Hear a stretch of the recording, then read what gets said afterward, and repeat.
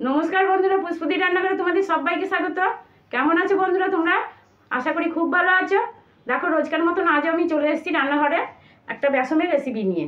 দেখো, এখানে আমি 150 গ্রাম বেসন নিয়েছি, আর তেল ছাড়া এই বেসনের বড়া করে কিভাবে তরকারি করা যায় সেটা তোমরা আজকে দেখো। প্রথম থেকে শেষ পর্যন্ত কিন্তু আমার ভিডিওটা দেখো, তাহলেই বুঝতে পারবে আমি কিভাবে এই তেল ছাড়া এই বেসনের বড়াটা বানাচ্ছি। দেখো, আমি এখানে 150 গ্রাম বেসন নিয়ে নিয়েছি।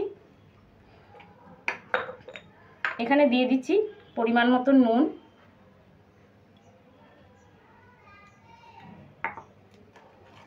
দিয়ে দিচ্ছি গোলমরিচের গুঁড়ো একটু,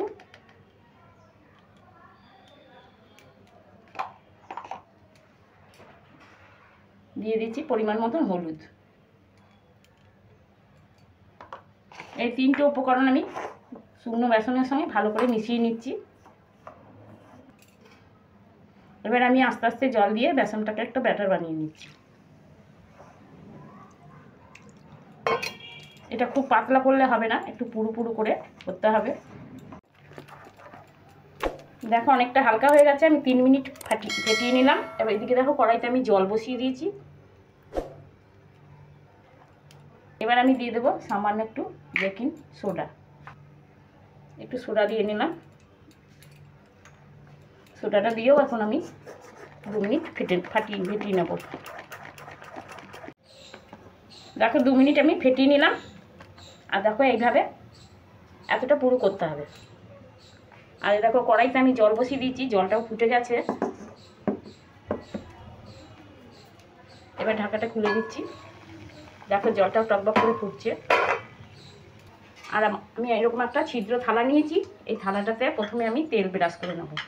খুব ভালো করে তেলটা ব্রাশ করে নিতে হবে, মানে থালার গায়ে বুলিয়ে দিতে হবে। এবার এই কড়াইতে যে জলটা ফুটছে এর মধ্যে আমি থালাটাকে চাপিয়ে দেব। এখন আমি এই হাতায় করে নিয়ে বড়ার আকারে দিয়ে দেব।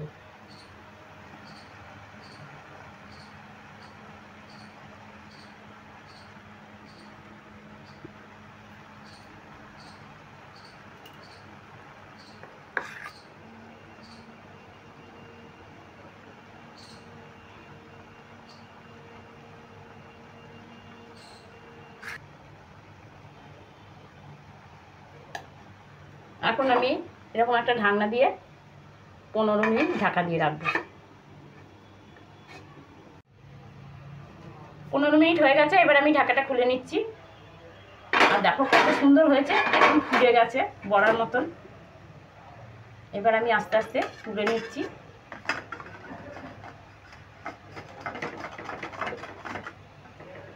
দেখো, উঠিয়ে নিলাম।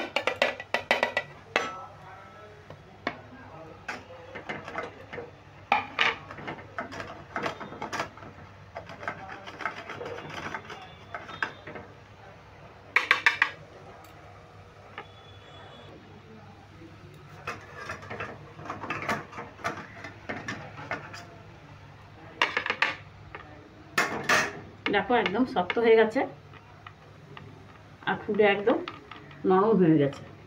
দেখো, আমি বড়াগুলো নামিয়ে নিয়েছি। আর দেখো, ঠান্ডা হয়ে গেছে। এবার এটা কারি করার জন্য আমি গ্যাসটা ধরিয়ে দিচ্ছি।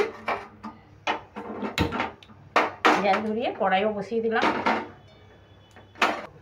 এবার কড়াইয়ে দিয়ে দেবো সর্ষের তেল।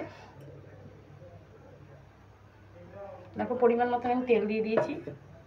দেখো, তেলটা খুব ভালো করে গরম হয়ে গেছে। আর তেলটাকে আমি একটু কড়াইয়ে সরিয়ে নিচ্ছি।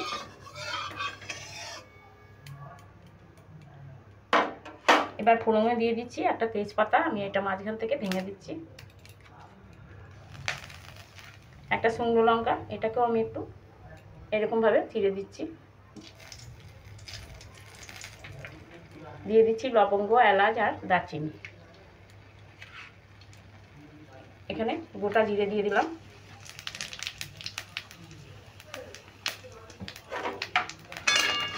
ফোড়নটা খুব ভালো করে ভেজে নেব। এবার আঁচটাকে একটু মিডিয়ামে রাখবো, তা নাহলে মশলাটা পুড়ে যাবে। এখানে এই যে ছোট ছোট করে কেটে রাখা ক্যাপসিকামটা আমি দিয়ে দিচ্ছি।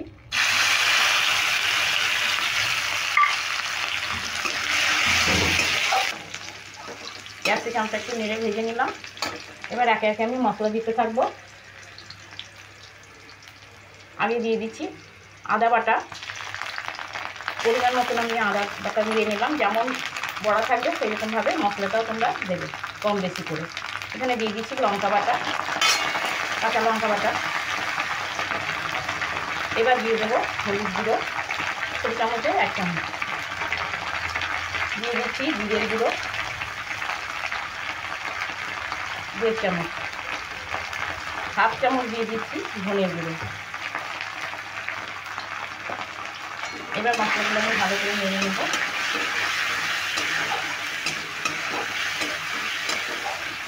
তো কাশ্মীরি লঙ্কার গুঁড়ো এই ছোটো চামচের 1 চামচ। দিয়ে দিচ্ছি পরিমাণ মতো নুন।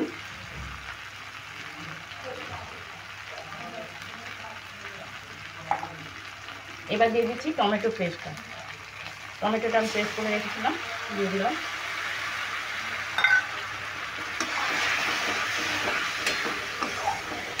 এবার মশলাটাকে আমি অল্প অল্প জল দিয়ে খুব ভালো করে কষিয়ে নেব। দেখো মশলাটা খুব ভালো করে কষিয়ে নিয়েছি, কষানো একদম শেষ।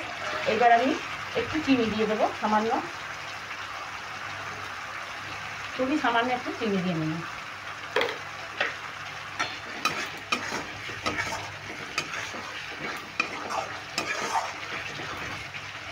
একদম কষানো হয়ে গেছে। এবার আমি জল দিয়ে দিচ্ছি।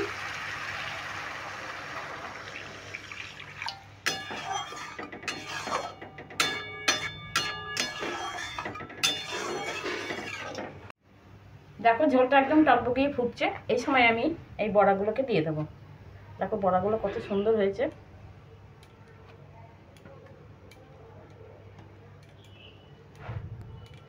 কোনো রকম তেল ছাড়াই আমি বড়া করে ফেললাম। এইভাবে তোমরা করে খাবে, আশা করি তোমাদেরও খুব ভালো লাগবে। আর ভালো লাগলে কমেন্ট, লাইক, শেয়ার করবে। আর যারা বন্ধুরা এখনও সাবস্ক্রাইব করেনি তারা যেন অবশ্যই সাবস্ক্রাইব করে দেবে, আর পাশে থাকা বেল আইকনটা প্রেস করবে, তাহলে সবার আগে আমার ভিডিওগুলো তোমাদের কাছে পৌঁছে যাবে। এবার দিয়ে দিচ্ছি 2 কাঁচা লঙ্কা। এবার বড়াগুলো একটু উল্টে পাল্টে দিচ্ছি। এবার 5 মিনিট মতন আমি একটু রান্না করে নেব, তাহলেই আমার তরকারিটা একদম রেডি হয়ে যাবে, বড়ার কারি। দেখো 5 মিনিট হয়ে গেছে আর আমার তরকারিটাও কিন্তু একদম রেডি। এবার আমি নামিয়ে নেব। গ্যাসটাকে এবার অফ করে দিচ্ছি। দেখো কত সুন্দর লাগছে।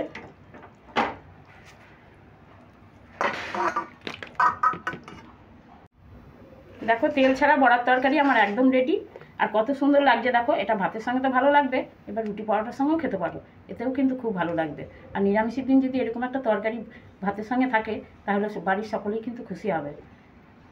তাহলে বন্ধুরা এবার আমি আসি, পরের দিন আবার অন্য কোনো নতুন রেসিপি নিয়ে চলে আসবো। তোমরা ভালো থেকো, সুস্থ থেকো।